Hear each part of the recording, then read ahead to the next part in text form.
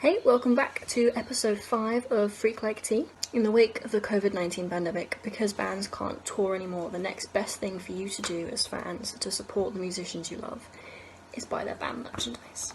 This week I got to interview Royal Bliss frontman Neil Middleton. Now, Royal Bliss are a hard rock band from Salt Lake City. They've just had the amazing news that they've been signed to Explorer One Records and are currently on their self-titled album.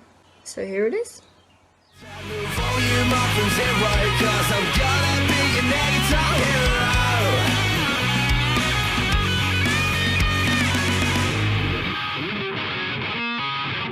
Sake.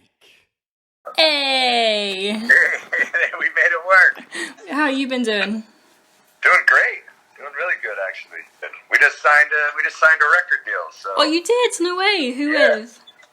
Have you heard of Explorer One? I think they have an office in the UK. I think one of the guys in Iron Maiden part of it. So yeah, I don't know. It's pretty cool though. I'm That's excited. exciting. When was that? Was that today then?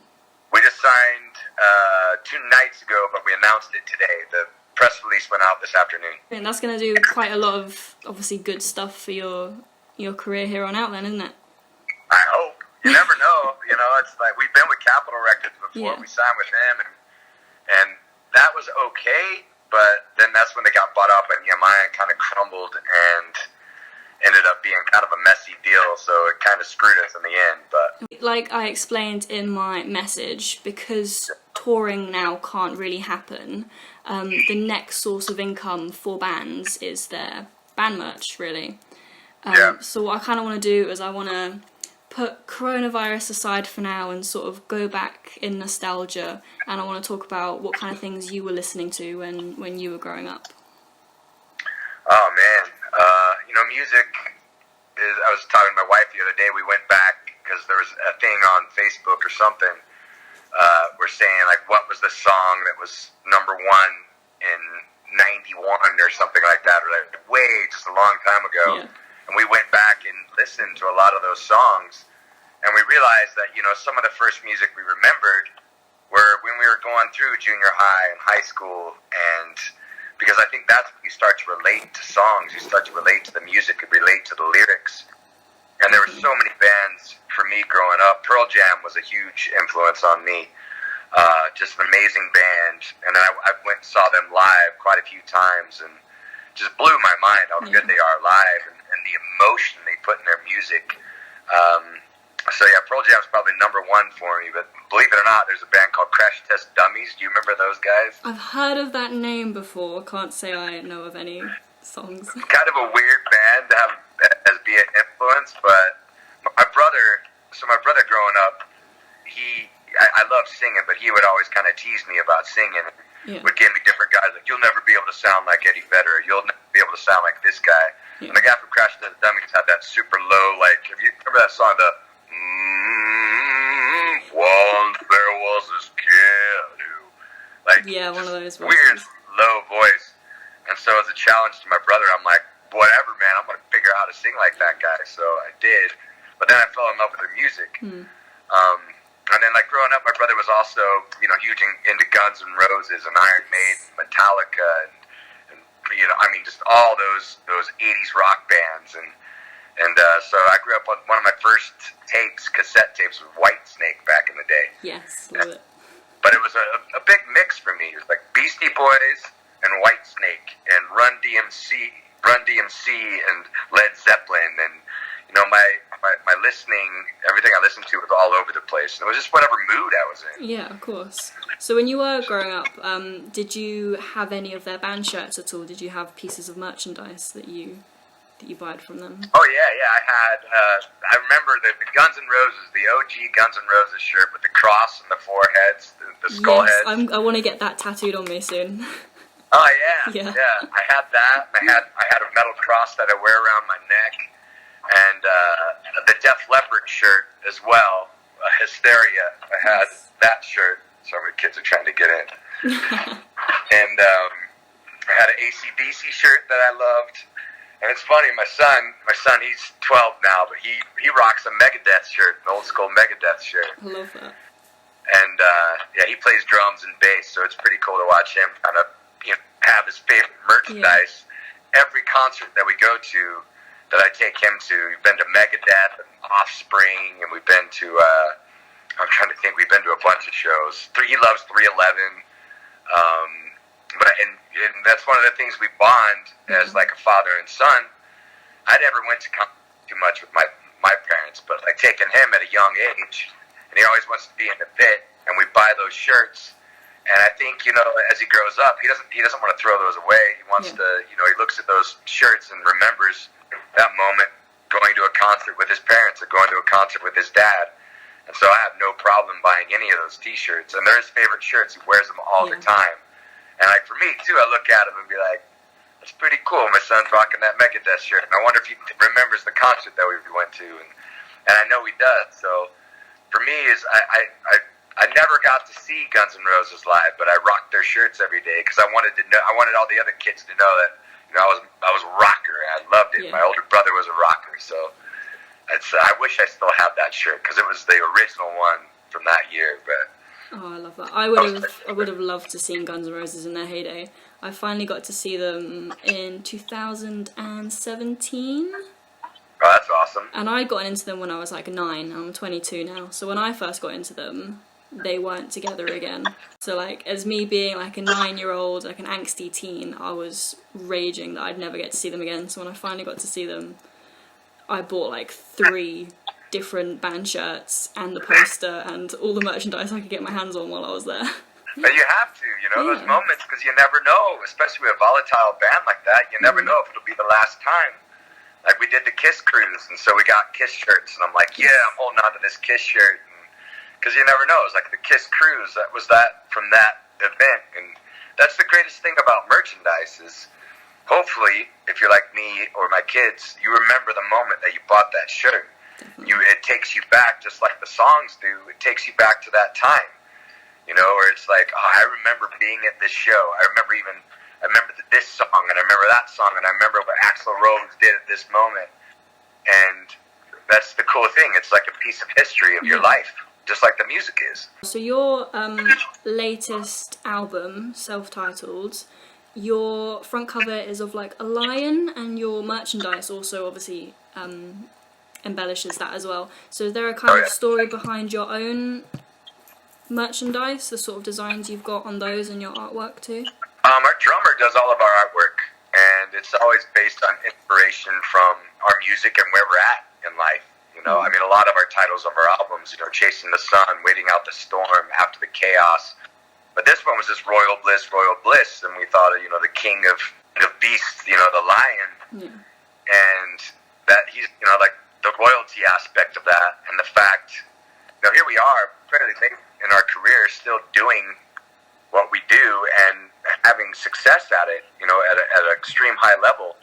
So we attribute, us being like a lion and never giving up. And so our artwork, it always kind of, like when I look at it, I've never had a Royal Bliss tattoo, and I think that's going to be the first tattoo that I get is that lion. That'd be cool. Because I absolutely love it, and it makes me think of strength and perseverance and, domination. And you got to dominate yourself and understand yourself, and it's those small things. Like we're artists, from our music to the designs we put on our albums. Like I remember growing up, and I loved looking at the records, and I love the art designs on different T-shirts and things like that, because there's artistry in it. Also, you mentioned earlier that so you grew up listening to a lot of different genres, and I noticed as well that with your latest single, Smoking Weed in My Underwear, and all the other songs as well, it seems every record seems to have different subgenres attached to it. Yeah. So sort of tell me a bit more in detail about the making of this particular record. Well, this record, it wasn't, we didn't intentionally go in to record a record. It was, we'd go in for a couple of days and record a few songs, and then another month or two later we'd go in and record a couple more songs, and we did that over the course of a year and just when we weren't on tour, we'd be like, let's get back in the studio, and some of the times we wouldn't even have a song written, and we'd write it the day before, like Hard and Loud, we wrote it the night before we went in, and that was our first top 40 in years, but I wrote the lyrics on a lot of those songs while I was in the studio while we were recording. And so then when we were done with it, like we all looked at it and we're just like, well, hey, we have a full album's worth of music here. Let's just put out a record. For us, I hate to say it, but there's kind of a recipe in our records where, you know, and it's just the way we write. But there's always like a couple aggressive songs. There's a couple mid-tempo. This record had a little bit more aggression in it. I think we needed to say some things. And then there always ends up being like that Smoking Weed in My Underwear song. We have a song called I Was Drunk that is a big song, and a song called Home. And it's kind of our drunken sing-along songs that are always at the end of the record. And it's kind of been a staple for us. So it's, we never intentionally write anything. It just kind of happens. You know, I write the lyrics for where I'm at in my life, what's going on in that particular moment. So whatever comes out of me, it's just kind of what I'm going through at that point in time. And I'm Smoking Weed in My Underwear. I was in the back of our tour bus after playing a Oktoberfest concert in Wisconsin. I was wearing lederhosen and I was hammered drunk on the whiskey, and I hadn't gone to bed yet, and I was still awake in the back of the bus. And my sound guy was listening to me play the guitar. He was trying to sleep and couldn't sleep because I was too noisy. And he finally came back in his underwear. He was like, and he sparked up a bowl, and he was just like, well, just smoking weed in my underwear. And I'm like, that's a song. So then we sat and wrote the song right there, and then it ended up making a record. Also, I've noticed as well, a lot of bands at the moment are doing specifically coronavirus t-shirts. Yep. I can see at the moment that yours is sold out already. Yeah. Which is pretty cool. How's that feel, getting that one to... Obviously, that's the main one that gives you the most income at the moment, so... Yeah. How does it feel? It's I didn't, you know, it's sensitive, you know, at this point. Like, you don't want to, like, try to exploit something that's terrible, but it's also a moment in history, you know, this shirt. We would never make this shirt otherwise. And, you know, trying to make light of it, you know, it's kind of it's walking a fine line there. So we just made masks as well that were Royal Bliss masks, and they cool. sold out in 10 minutes. I can see as well, because I've not seen any other artists do the masks. I've mainly seen t-shirts, so that's obviously amazing that you've also sold out of those so quickly too. Yeah, it's tough, and that was another one we were like, do we want? But like, we're suggesting to fans to buy them and donate them. You know, donate them to, you know, healthcare facilities or to people that need them, and it's able to help us out because we're able to survive during this time, and hopefully it'll help somebody out. Like, a lot of people are buying 3 and 4 at a time and donating, keeping one and donating some. So it's actually worked out to be really good. And I mean, our fans are amazing. They're amazing people, and they get it. You know, they know that we're not trying to take advantage of a situation. And right now, everybody should be wearing a mask. You know, it makes sense. And why not have Royal Bliss on it? You know?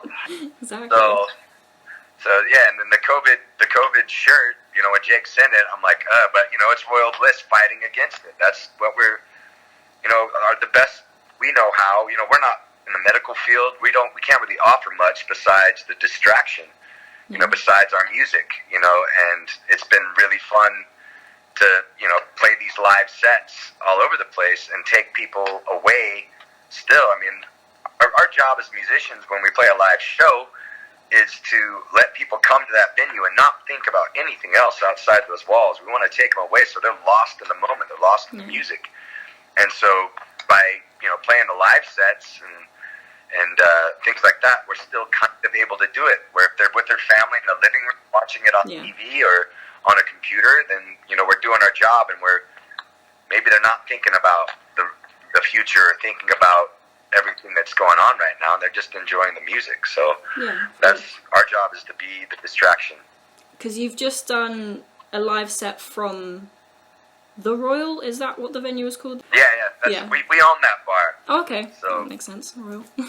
That's right. Not a big stretch on the name. Okay. Yeah, we opened that 7 years ago with a partner of ours here. That's so it was a way for us to be able to raise some money for the venue and our staff, and be able to keep the doors so we can be able to open the doors. Because, I mean, it's struck hard when the band lost all its income and then the bar lost all its income. It was like, oh crap! But by playing there, we're going to try to do a full rock set there, and hopefully it'll turn out good. Yeah, because it's cool that you're still doing it in the venue, not just from your homes, like obviously a lot of musicians are having to do at the moment.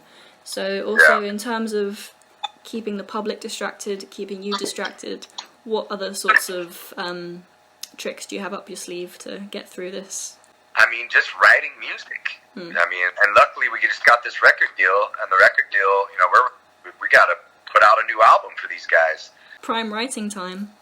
Yeah, exactly. Prime writing time, and there's a lot to write about. You know, the emotions are high, the stress levels are high, and sometimes that's the best theme, the best time to write, whenever you need to get stuff off your chest. I mean, it's always been my therapy. So right now, our distraction, personally, is to write music. Get in there and just pour it out and spend, you know, on our own. And then we get together once or twice a week because we try not to, you know, we're trying to keep our distance as well and be respectful of that. Yeah. But, you know, people are writing in their own time, and then we get together and rock out 2 hours and show each other our ideas. But other than that, I mean, I've been riding my bike a lot. Never really ridden a bike too much, so riding a bike and reading books. I don't really read, so I've been reading a lot. What kind of thing are you reading? I've been nonfiction mainly. I actually have the book is sunk into this chair right here. It's this book, if you can see it. Okay. You would love this book. So, Sonic Warrior, A Life as a Rock and Roll Reprobate. If you can order that, do, because it's Lou Brutus is he's a DJ, and he has a radio program called Hard Drive here in the States, and it's a huge syndicated rock radio program, and he's one of the most intelligent, amazing guys you'll ever hear, and he's got some of the craziest stories of rock and roll that will just blow your mind. Like so I would highly recommend that to any rock and roll lovers out there. It'll make you laugh out loud. And I read a book called This Is Your Brain on Music as well. Have you heard of that one? It rings a bell, I think. It's interesting. It's pretty deep. It's like the science of how music affects people. And so that was really good. And then just a bunch of other, like, a few self-help books and a few entrepreneurial books. And I've been reading, 10 to 20 pages a day, which is a lot for me. So it's been really cool, though. Like, I've fallen in love. It's a new habit that I really like, and I'm gaining knowledge.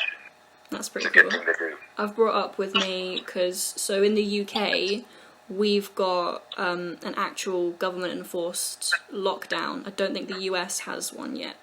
Not yet. No, so ours started 2 weeks ago, and we have to be like this until the end of the month.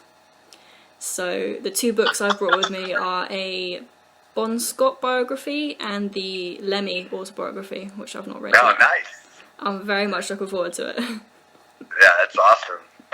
Get this one, or can you still get deliveries to your house? I think so, yeah. Good. That's crazy. Like, a lot of the states, there's only 7 states that haven't done mandatory lockdowns in the United States. Okay. We're shelter in home, shelter in place, and we're one of the 7 states in Utah. But everybody else is a shelter in place right now. But we're supposed to stay home. We're not really supposed to go out. Yeah.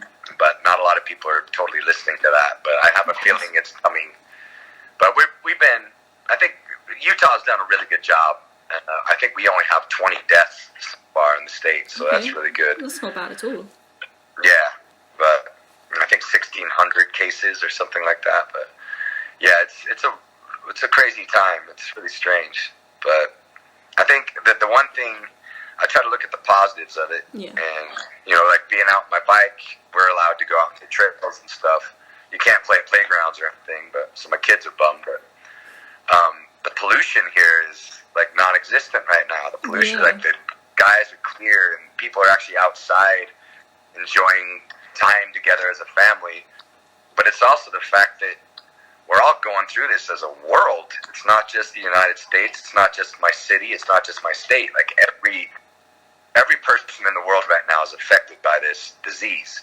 So it's something that the whole world as a unit, as one people, are going to go through together. And hopefully we all come out of it on the other side with a better understanding of each other, that we're all the same. Yeah, and I mean, it's something that bonds us all, and so I try to look at that as a positive of all this. In terms of music, obviously, this whole pandemic has forced musicians and fans to listen to and to do music so differently as well. So once this is over, how do you think this is going to affect the music industry in the aftermath?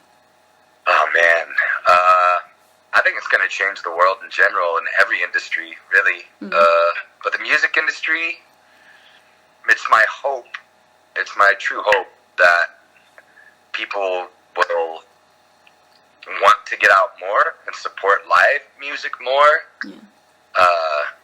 because of the true feeling, because it's hard to get the same feeling off of a screen. So I think people are going to really miss getting out there and seeing music. Plus, I hope, they're not shooting any movies right now, so I have a feeling that there's going to be a void in the entertainment industry as far as like film and movies and everything like that for people to go out and see. So this might be the year that music can shine. That people are at home studying their instruments and writing some really intense songs in these intense times. I think that's what breeds the best songwriting. So I hope that next year, people will, music's going to be the source of entertainment. And I hope they want to go out to shows, and it's going to be nerve-wracking.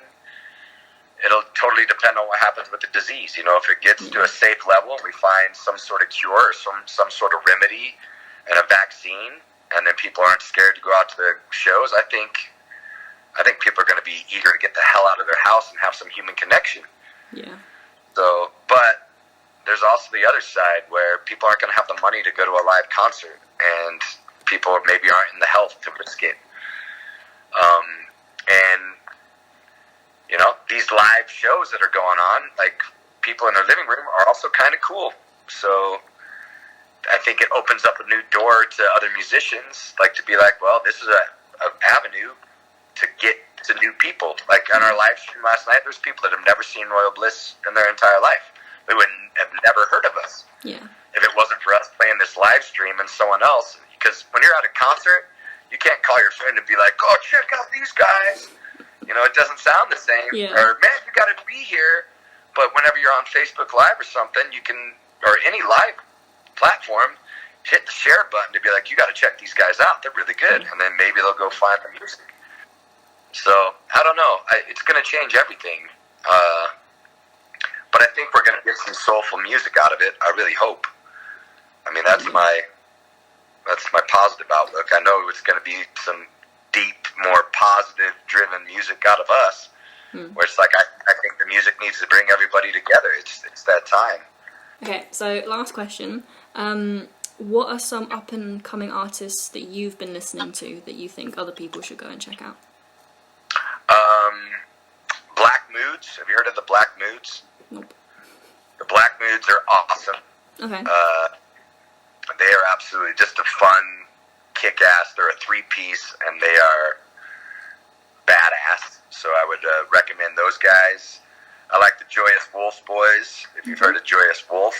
Yeah, it rings a bell. I think I've come across it. So those are 2 bands right now off the top of my head. I know I'm forgetting somebody that I should probably mention, but those are 2 that we've been fortunate enough to share the stage with recently and be like, wow, these guys are awesome. I know I'm on the spot. Every time I get one of these questions, I freeze up. I always go like, oh, crap. And I know if there's anybody listening, they would be like screaming their band name at me right now. Doug Neil, you dickhead. Well, if you do think of another one, send them over to me and I'll put like a little link up. Oh, and Blacktop Mojo. I love those guys. Okay. Oh, yeah. Appreciate it. Thank you so much.